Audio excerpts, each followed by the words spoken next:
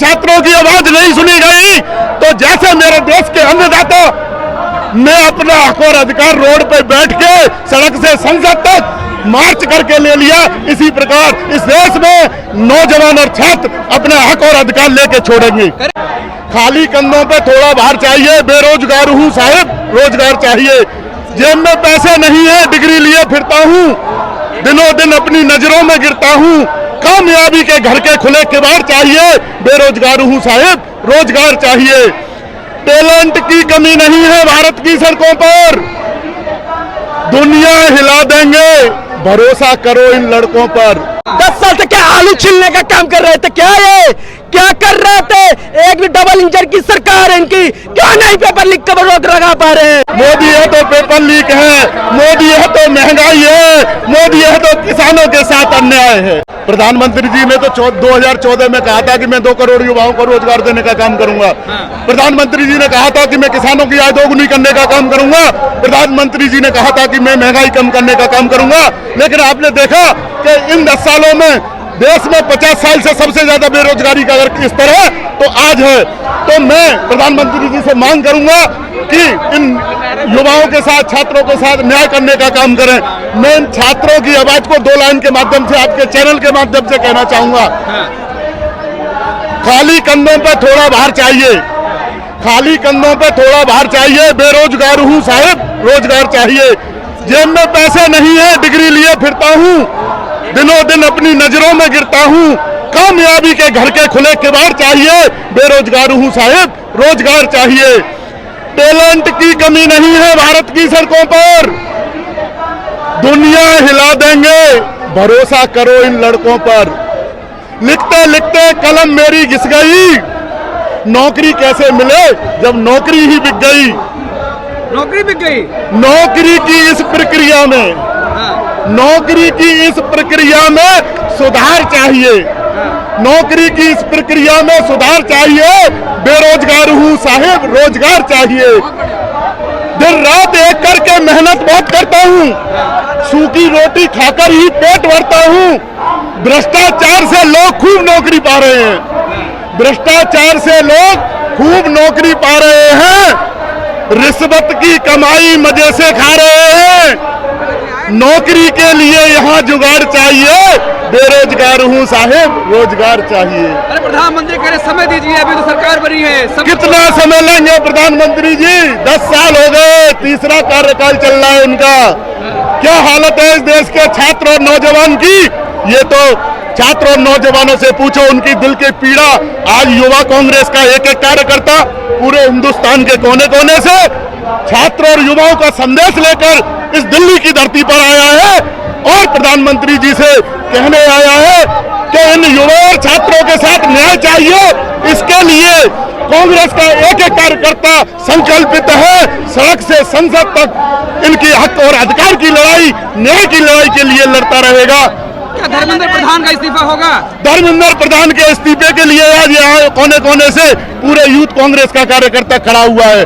तो इसलिए एक ही मांग है कि धर्मेंद्र प्रधान का इस्तीफा और प्रधानमंत्री। आप धर्मेंद्र प्रधान के इस्तीफे की मांग कर रहे हैं, वो शपथ ले रहे हैं सब संसद में। यही तो दुर्भाग्य है देश का, यही तो दुर्भाग्य है कि जो लोग, बताओ अरे रेल मंत्री को इस्तीफा दे देना चाहिए था। इतना बड़ा कांड हुआ, आज तक जितनी भी सरकारें बनी और जितने भी रेल मंत्री बने, सबने कोई कांड हुआ तो इस्तीफा दिया। कह रहे हैं आप लोग घिराव यूजीसी का करना चाहिए था, आप लोग यहाँ खड़े हैं। यूजीसी तक अपनी बात पहुंचाने के लिए प्रधानमंत्री और संसद के माध्यम से बात पहुंचाना चाहता है इस देश का नौजवान। देश के नौजवानों को सरकार, अरे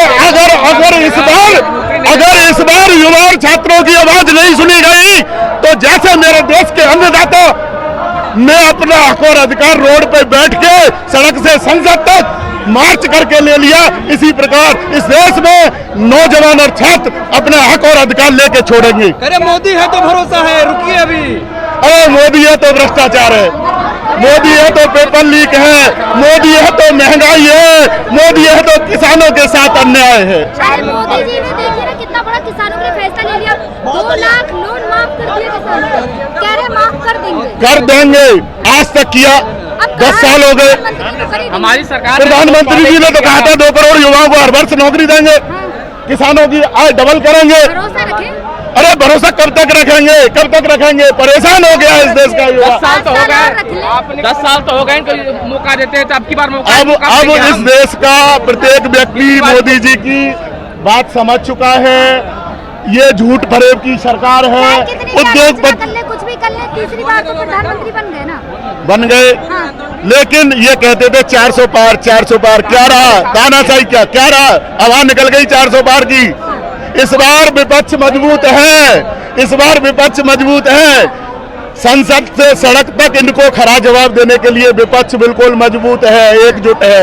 इंडिया गठबंधन मांग है छात्रों के साथ जो अन्याय हो रहा है, लगातार आए दिन पेपर लीक हो रहे हैं, इन पर रोक लगे और इस्तीफा हो। ये कैसे होगा? ये सरकार कड़े कानून बनाए, कड़े कानून बना के छात्रों को न्याय दे।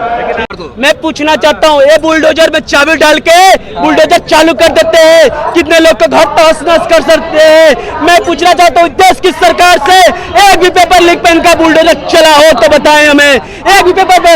और इनसे एक पेपर लीक तो पकड़ा नहीं जाता और कहते हैं देश को विश्व गुरु बनाएंगे। क्या डंडे की नोक पर विश्व गुरु बनाएंगे क्या देश को? और हमारे देश का प्रधानमंत्री 73 साल का बूढ़ा, 73 साल का बूढ़ा कह रहे हैं कि मेरे को एक बार मौका दो, और 4 अग्निवीर रिटायर होकर अपने घर जा रहा है, अपने घर जा रहा है।